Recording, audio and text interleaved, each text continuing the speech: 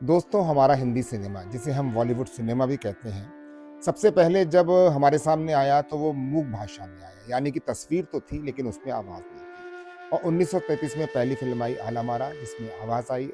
हमारे यहाँ की पहली फ़िल्म है आला मारा, जो आवाज़ के साथ थी। और उसी के साथ एक दौर शुरू हुआ मनोरंजन का, सिनेमा का और लोगों से राब्ता बनाने का।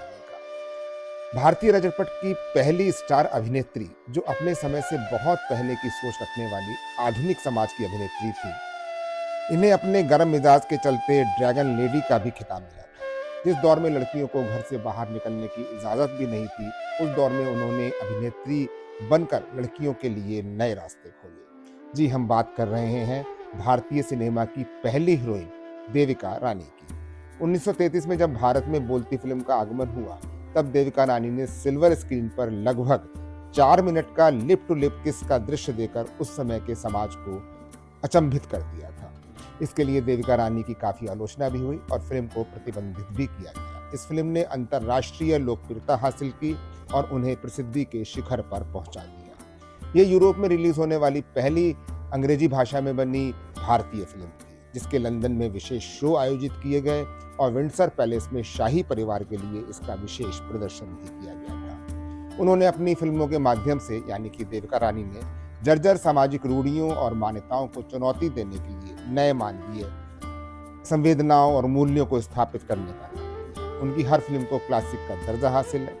विषय की गहराई और सामाजिक सरोकारों से जुड़ी उनकी फिल्मों ने अंतर्राष्ट्रीय और भारतीय फिल्म जगत में नए मूल्य और मानदंड स्थापित किए हैं। हिंदी फिल्मों की पहली स्वप्न सुंदरी और ड्रैगन लेडी जैसे विशेषणों से देविका रानी को अलंकृत भी किया गया। उनकी शालीनता, खूबसूरती, धारा प्रभा अंग्रेजी और अभिनय कौशल के लिए अंतर्राष्ट्रीय स्तर पर जितनी लोकप्रियता और सराहना उन्हें मिली है, कम ही अभिनेत्रियों को, भारतीय अभिनेत्रियों को वैसी नसीब हो पाती है। देविका रानी का जन्म 30 मार्च को 1908 को वॉल्टियर यानी कि विशाखापत्तनम में हुआ था। वे विश्वविख्यात कवि श्री रविन्द्रनाथ टैगोर के वंश से संबंधित थी।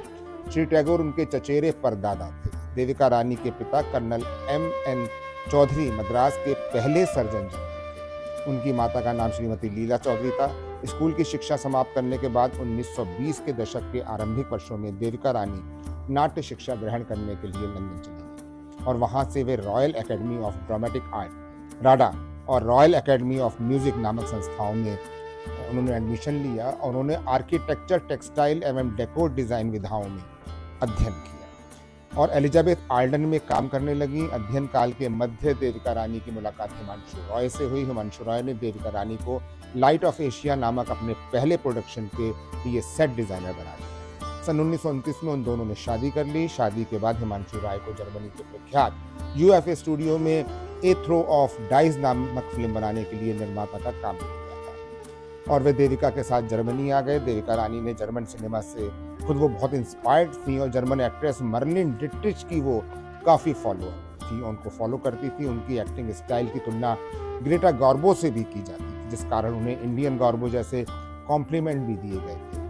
हिमांशु रॉय ने जब 1933 में फिल्म कर्मा का निर्माण किया तो उन्होंने नायक की भूमिका स्वयं निभाई और अभिनेत्री के रूप में देविका रानी का चुनाव किया। ये किसी इंडियन द्वारा बनाई गई पहली अंग्रेजी संवादों वाली फिल्म थी और इसी फिल्म में उन्होंने लिप टू लिप किस किया था। अंग्रेजी संवादों वाली फिल्म थी ये। मुंबई आकर देविका रानी और उनके पति हिमांशु रॉय ने मिलकर बॉम्बे टॉकीज स्टूडियो की स्थापना की, जो भारत के प्रथम फिल्म स्टूडियो में से एक है।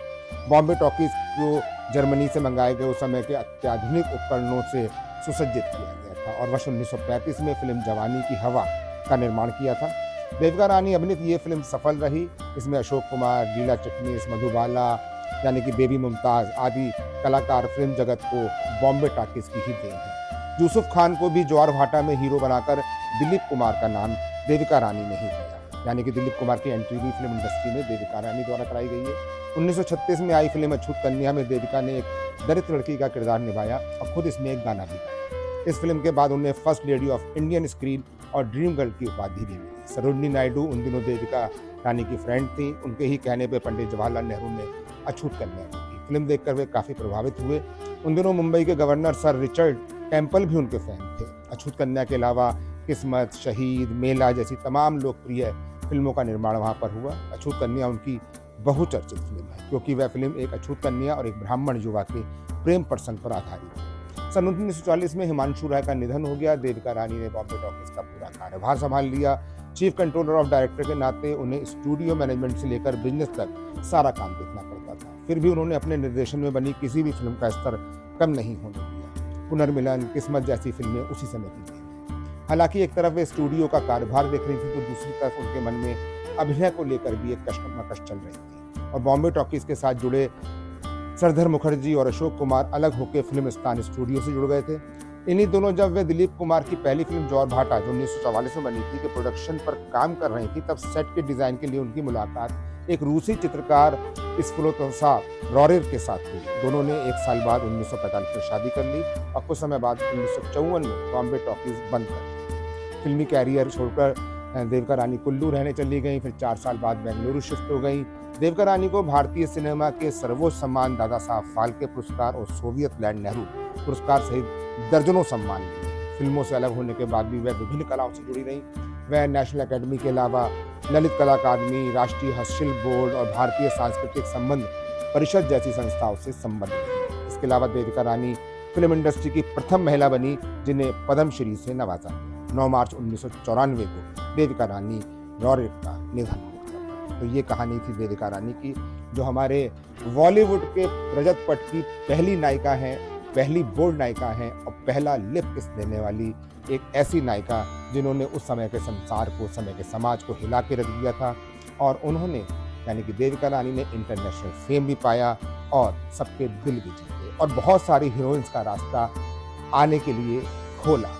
और उस जमाने की लड़कियों को भी उन्होंने प्रोत्साहित किया और उन्हें उत्साहित किया। ऐसी देविका रानी को हम याद कर रहे हैं। और किसी और हीरोइन को जिन्होंने इंडस्ट्री में बहुत बड़े बड़े काम किए हैं, बहुत नाम कमाया है, वो अलग बात है कि आप कितना बोल्ड करते हैं, किस तरह से सामने आते हैं, लेकिन आप एक रास्ता बनाते हैं, एक ज़मीन बनाते हैं दूसरों के चलने के लिए। तो अगली ऐसी किसी और हीरोइन पर बात करेंगे अगले एपिसोड।